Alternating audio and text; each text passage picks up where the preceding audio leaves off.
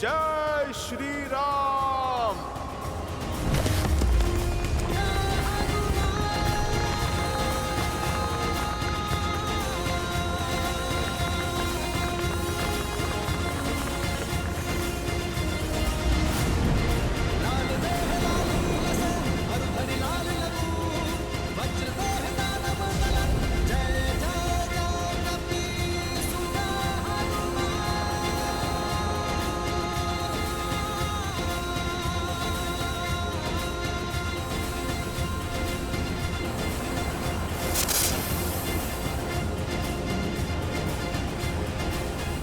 संसार कहता है कि ये राम नर के रूप में नारायण है।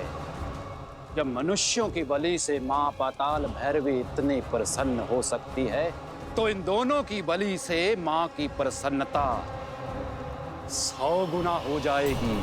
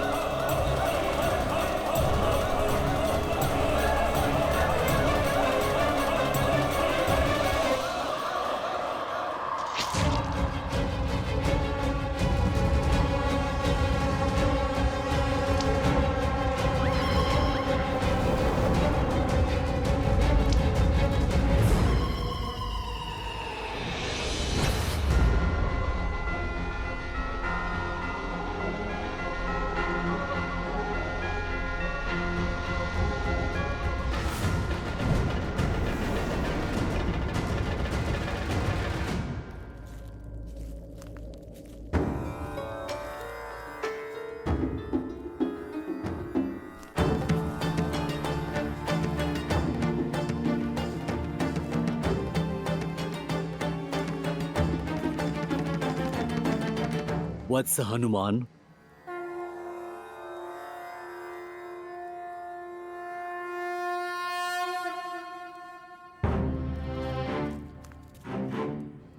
प्रणाम ऋषिवर। आपने मुझे पहचान लिया, पर मैं आपको पहचान नहीं पाया। आप कृपा करके अपना परिचय दीजिए। मैं कपिल मुनि हूँ। महादेव के अनन्य भक्त की आंखों से उनका कोई भी रूप नहीं छिप सकता। बोलो शिवांश हनुमान, किस प्रयोजन से आना हुआ? शीघ्र अतिशीघ्र प्रभु श्री राम और लक्ष्मण भैया मिल जाए। बस अब हनुमान से ही आशा है। आप जैसा सोच रहे, ये कार्य उतना भी सरल नहीं होगा। पाताल लोक में अहिरावण और महिरावण की शक्ति का कोई तोड़ नहीं। वहां हनुमान के लिए भी उनको मारना असंभव होगा। तो फिर हम बनेंगे महाबली हनुमान का बल। प्रार्थना करेंगे महादेव से, महामृत्युंजय का जप करके हनुमान का बल बढ़ाएंगे, ताकि हनुमान इस राम काज में सफल हो सके। शिवांश के लिए कोई भी कार्य असंभव नहीं है, किंतु ये कार्य सरल भी नहीं है। अनेक बाधाएं आएंगी। अपने प्रभु के लिए हर एक बाधा से लड़ने के लिए सज्ज हूं मैं। आप कृपा करके केवल मार्ग बताइए। राम और लक्ष्मण का अपहरण 2 मायावी भाई अहिरावण और महिरावण ने किया है। वो उन्हें अपने साथ अपने राज्य पाताल लोक लेके गए हैं, जहां पाताल गंगा अर्थात भोगवती के उस पार बड़ा रहस्यमय संसार है। वो तुम्हें सतर्क रहना होगा। वहां तुम्हें ऐसी वस्तुएं दिखाई देंगी जिसकी तुमने कल्पना भी नहीं की होगी। अपनी राम भक्ति पर अडिग रहना, वही तुम्हें सत्य देख पाने का बल देगी। पाताल गंगा को पार करना भी असंभव है। धन्यवाद कपिल मुनि। प्रभु श्री राम के आशीर्वाद से हर एक बाधा टल जाएगी, हर संकट का हल हो जाएगा। जय श्री राम।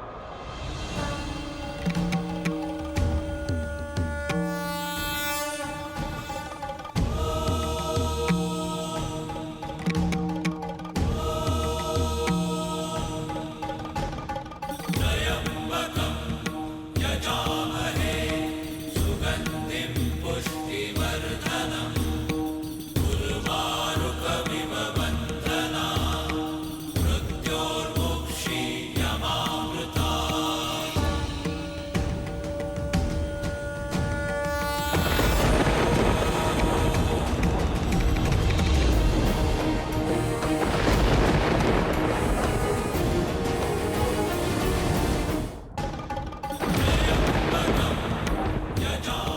इस अग्नि कुंड को पार करने की शक्ति दीजिए प्रभु।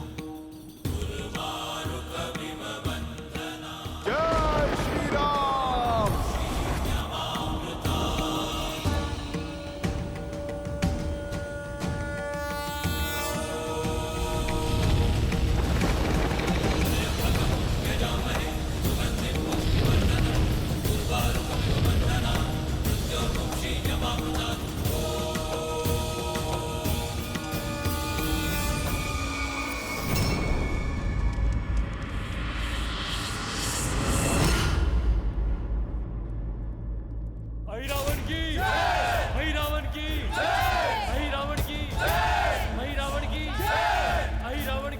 हो ना हो, ये सब वहीं जा रहे हैं। जय श्री राम।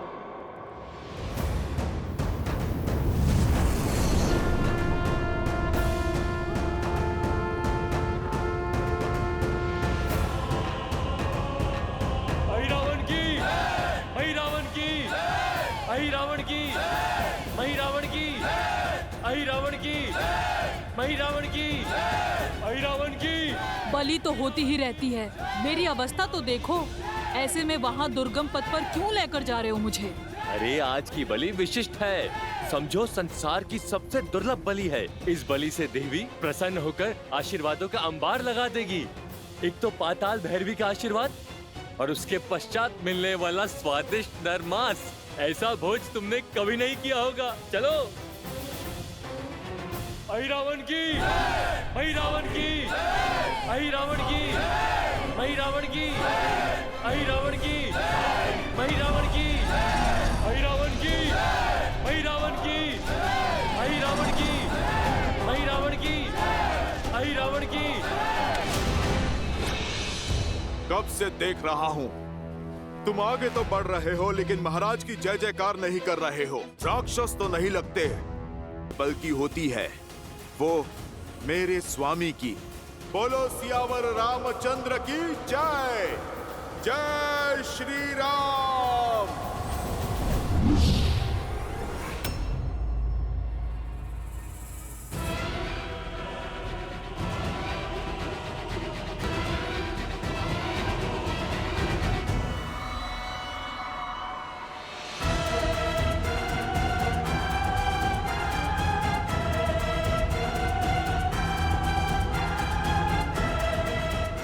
बड़ा रहस्यमय संसार है।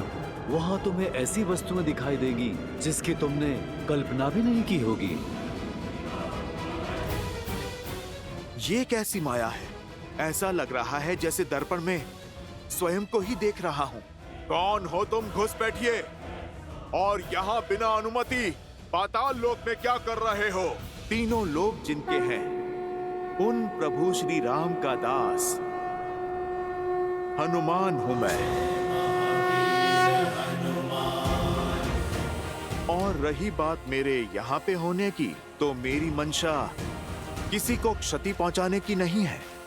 मैं तो केवल यहाँ पर अपने प्रभु श्री राम और लक्ष्मण भैया को खोजते हुए यहाँ पर आया हूँ। आप मुझे मेरा कर्म करने दो, टकराव नहीं होगा।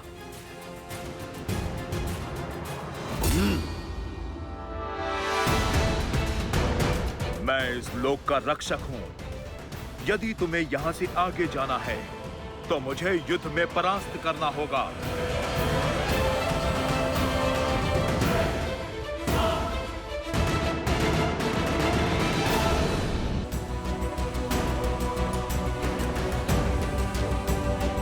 प्रभु, प्रभु लक्ष्मण भैया। क्या हुआ? क्या हुआ हनुमान? वो रात प्रभु श्री राम और लक्ष्मण भैया। हाँ हनुमान, क्या हुआ? कहाँ है प्रभु? यही थे वो। मैंने बाहर कोई हलचल सुनी, मैं देखने गया तो बाहर कुछ नहीं था। और फिर जब लौट के आया तो यहाँ पे मेरे प्रभु नहीं थे।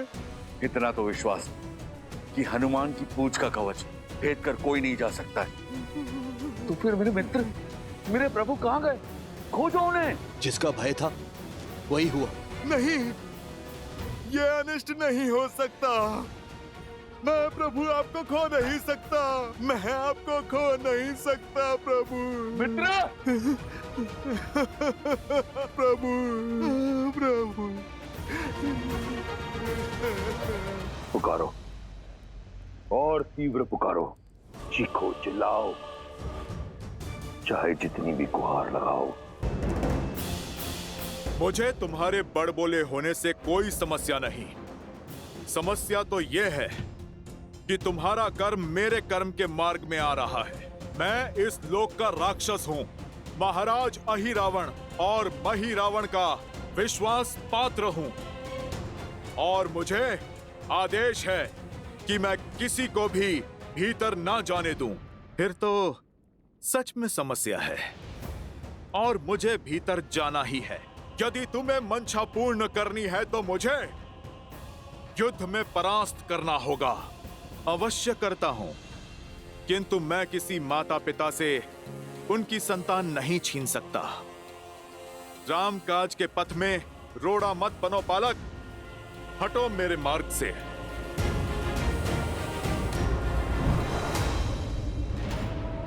ना मेरे माता पिता की चिंता करो और ना मेरी। अपना सोचो, कहीं ऐसा ना हो कि तुम्हारी संतान अनाथ हो जाए। समय रहते लौट जाओ, अन्यथा प्राण से भी जाओगे और प्राण से भी। तुमने वहां पे प्रहार किया है बालक, जहां पर तुम्हें नहीं करना था। इस ब्रह्मांड में ऐसा कोई बल नहीं जो हनुमान को उसके प्रभु से दूर रख सके।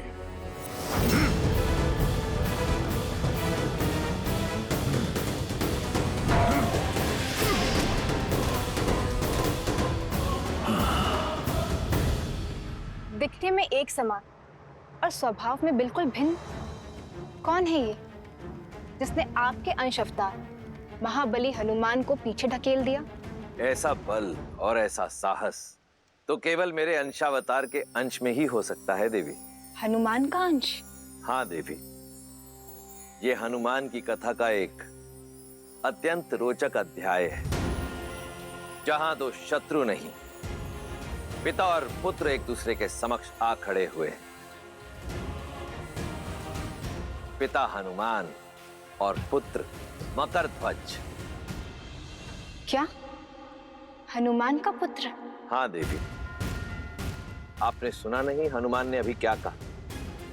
उन्हें ऐसा प्रतीत हुआ जैसे वो दर्पण देख रहे और व्यक्ति का वास्तविक प्रतिबिंब दर्पण उसकी संतान ही होती है। नियति का खेल देखिए, पिता और पुत्र को बैरी बनाकर एक दूसरे के सामने ला खड़ा किया। अर्थात पिता और पुत्र के इस युद्ध में प्रहार संबंधों की डोर पर होगा।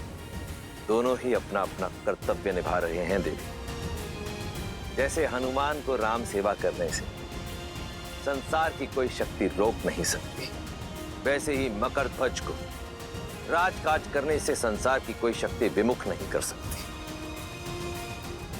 परंतु आप चिंतित ना हो, क्योंकि होगा तो वही जो मेरे प्रभु श्री राम चाहेंगे, और यह संसार भी सज्ज रहे, क्योंकि श्रीमद् रामायण की इस कथा में अभी कई रोचक, कई सुंदर मोड़ आने शेष हैं। किंतु दुख की बात तो यह है, अपनी शक्ति तुम धर्म के लिए नहीं, अधर्म के लिए उपयोग कर रहे हो। तुम मेरे मार्ग में बाधा मत बनो। अपना कर्म निभाना कैसा अधर्म हो गया? अपने महाराज की आज्ञा का पालन करना ही मेरा कर्तव्य है, और इस क्षण तुम्हारा विनाश ही मेरा दायित्व है।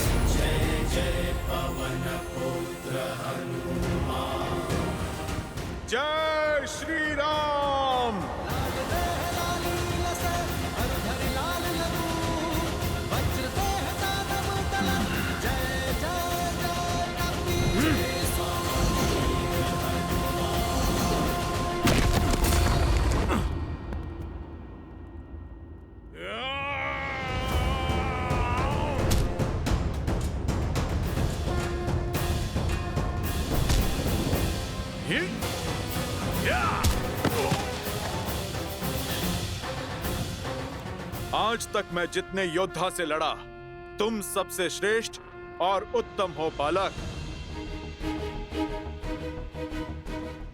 परंतु खेद तो इस बात का है कि तुम प्रभु श्री राम के विरुद्ध में हो। इसीलिए तुम्हारा अंत निश्चित है। किंतु तुम्हारा अंत करने से पूर्व उस वीर पिता का नाम जानना चाहता हूं जिन्होंने ऐसे शूरवीर को जन्म दिया। बताओ, किसके पुत्र हो तुम? आप मुझ पर प्रहार कीजिए मुझ पर। यदि मैंने अपने पिता का नाम बता दिया तो आप मुझ पर प्रहार नहीं कर पाएंगे। अब तो मैं जान कर ही रहूंगा। बताओ, कौन है तुम्हारे पिता?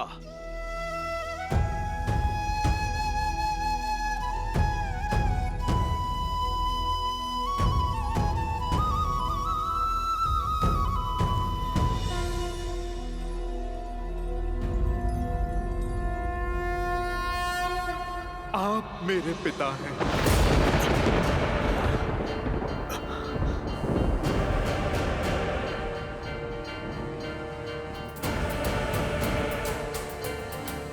असंभव। जब बल से बात नहीं बनी तो छल का उपयोग करके बचना चाहते हो। ये दूसरा बड़ा पाप कर दिया तुमने। एक बाल ब्रह्मचारी पर इतना बड़ा घोर आरोप लगा दिया। तुम्हें इतना बड़ा झूठ बोलते हुए लज्जा नहीं आई? झूठ नहीं है ये, मुझे स्वयं अभी पता चला। मैंने तो जन्म से ही अपने पिता को नहीं देखा, ना नाम जाना। बस एक भविष्यवाणी के अनुसार मेरी पराजय केवल मेरे पिता के हाथों ही संभव है। झूठ! सुना नहीं तुमने? ब्रह्मचारी हूं मैं, मेरा कोई पुत्र नहीं हो सकता। अब तेरा अंत निश्चित है।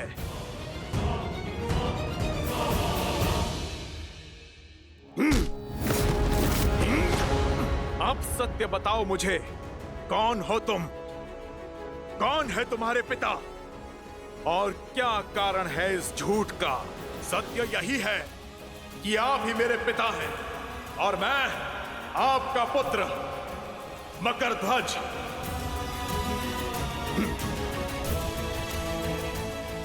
आपको स्मरण है जब अपनी जलती पूंछ से आपने लंका जलाई थी? आपके शरीर से निकला स्वेद बूंद बनकर सागर में गिरा था। आपके तन से निकला स्वेद एक विशाल मकर ने निगल लिया था। बस इसी प्रकार आपका अंश अस्तित्व में आया, मेरा जन्म हुआ।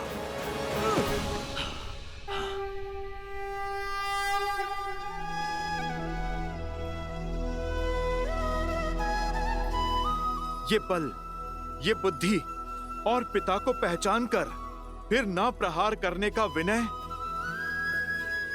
तुम सच में मेरे ही पुत्र हो। जब पिता पुत्र से मिलता है तो आशीर्वाद मिलता है। मैंने तो तुम पर प्रहार किया, अब तुम तो इतने बली हो, मैं तुम्हें क्या आशीर्वाद दूं? चलो पुत्र, तुम जुट जाओ प्रभु श्री राम और लक्ष्मण भैया की खोज में, अहिरावण और महिरावण की माया के तोड़ में। क्षमा पिताश्री, मैं पुत्र आप ही का हूं। अपनी निष्ठा नहीं बदल सकता और ना ही स्वामी का आदेश ठुकरा सकता हूं, ना कर्तव्य से मुख मोड़ सकता हूं। मेरे महाराज का आदेश आपको रोकना है, जो मैं अवश्य करूंगा। आपका पुत्र संबंध के लिए अपने दायित्व की बलि नहीं चढ़ने देगा। इसीलिए आप मेरी विनती मानिए और बिना मुझे धर्म संकट में धकेले आप लौट जाइए। धन्यवाद। आज पुत्र ने मुझे स्मरण करा दिया कि कर्तव्य के मार्ग में नहीं रुकना चाहिए। इस भक्त के लिए अपने भगवान की सेवा से बड़ा ना कोई धर्म है और ना कोई कर्म।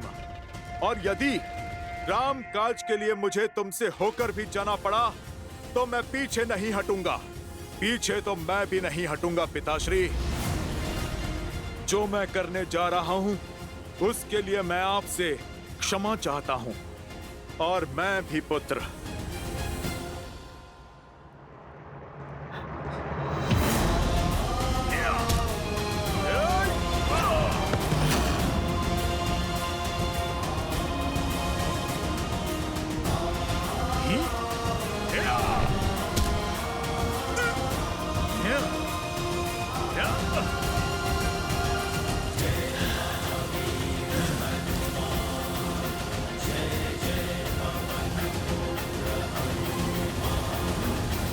पुत्र हो, तुम्हारी हत्या तो अधर्म होगा, पर मैं तुम्हें अधर्म के मार्ग पर जाता नहीं देख सकता।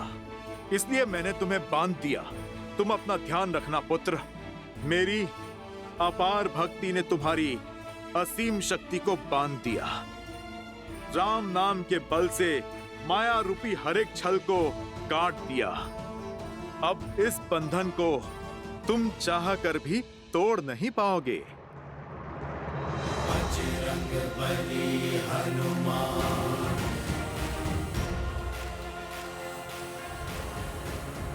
तुम्हारा नाम क्या है पुत्र?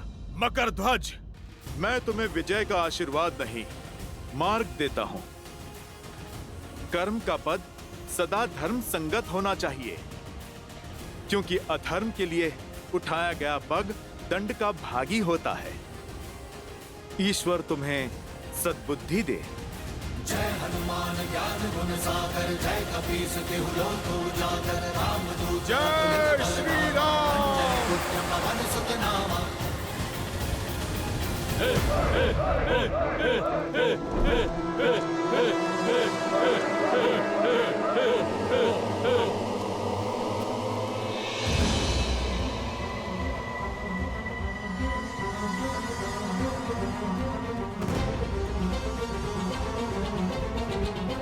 प्रभु, मेरे प्रभु की ये दशा।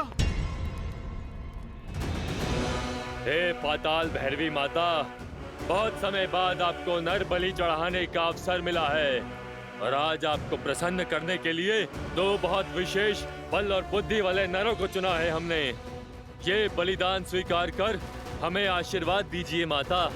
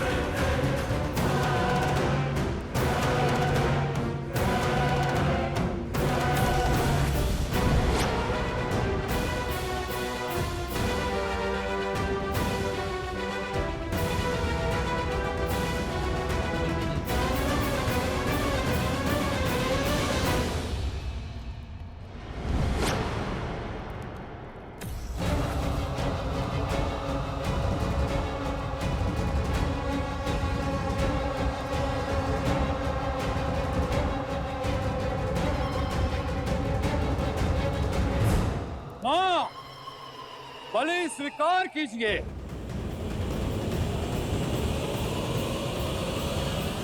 रुक जाओ मूर्खों।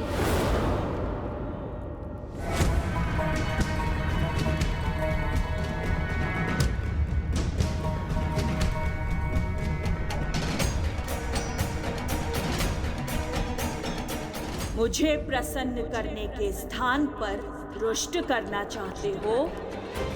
सर्वनाश हो जाएगा तुम सबका।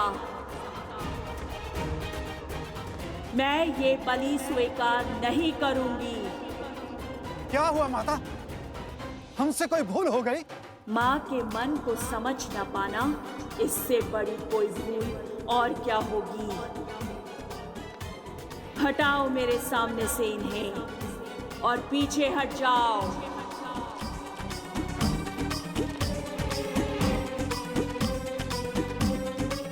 पाताल भैरवी की आज्ञा का उल्लंघन। अब पूरे पाताल को भस्म करती हूँ। हाँ हाँ माता, अब शांत रहिए, क्रोध मत कीजिए, हम हटते हैं।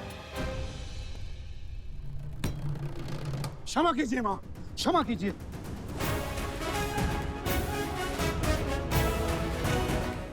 पर बलि के बिना आपको कैसे प्रसन्न करेंगे माता? आदेश करें, क्यों ये बलि स्वीकार नहीं कर रही माता?